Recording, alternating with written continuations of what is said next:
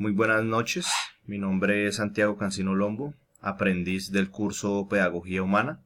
En esta tercera unidad, este video es para ilustrar la ejecución de plan de formación con una guía de aprendizaje presentado a nuestra tutora virtual Diana Ortega y presentado hoy el día 19 de junio del 2018.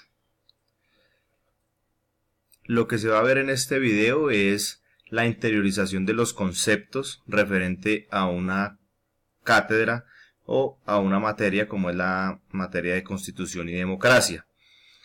La interiorización de los conceptos es un constructo netamente de la pedagogía y esencialmente de la pedagogía humana, y en este caso lo vamos a manejar de la mano con los postulados de la psicología, más exactamente con el paradigma humanista, el cual saca las necesidades de cada ser humano para que pueda sobrellevar las adversidades. En este caso lo vamos a trabajar con las necesidades personales y sociales.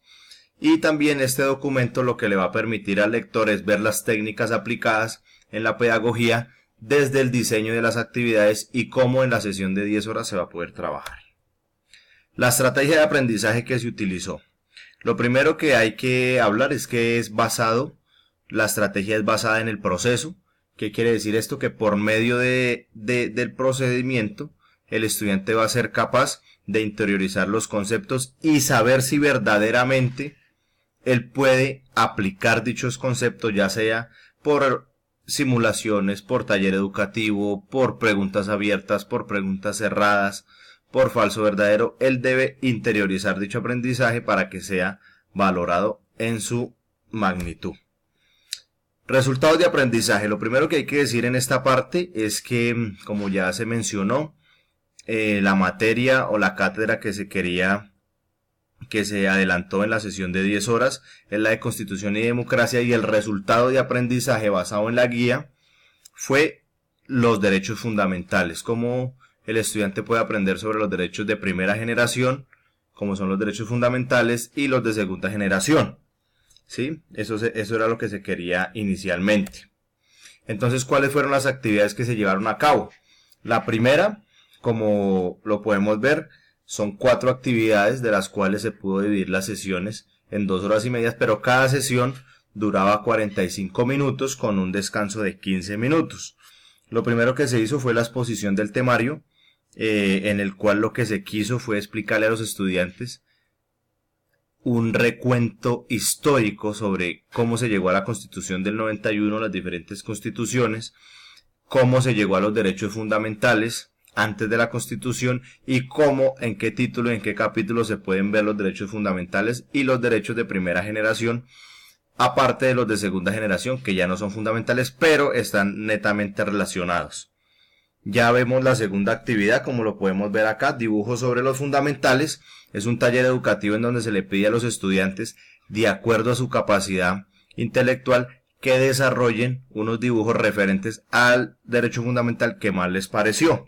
Aquí podemos ver, por ejemplo, el derecho a la igualdad. Aquí podemos ver el derecho a la paz, el derecho al trabajo y a la asociación.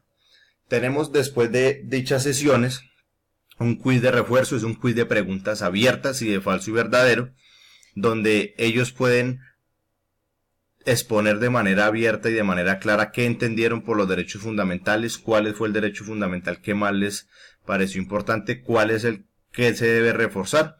Entonces, las preguntas de falso y verdadero es referente a dicho elemento. Por eso se hizo un trabajo, como lo podemos ver en esta evidencia, donde ellos explican cuáles son los derechos fundamentales. Y por otro lado tenemos el refuerzo de los temas, que es referente a que los estudiantes iban planteando qué dudas les fueron quedando inherentes a los derechos fundamentales, a los derechos de primera generación, a los derechos de segunda generación, cuándo se pueden aplicar y cuáles son los mecanismos para aplicar y hacer valer dichos derechos fundamentales. Aquí ya podemos ver las evidencias del trabajo, lo que fue el taller educativo, lo que fue el quiz de refuerzo, lo que fue las explicaciones que se les dio, la corrección de algunos documentos, y esta fue la bibliografía aplicada.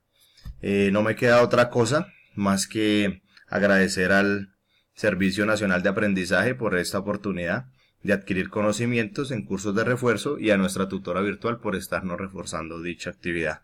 Así que agradezco mucho el haberme escuchado.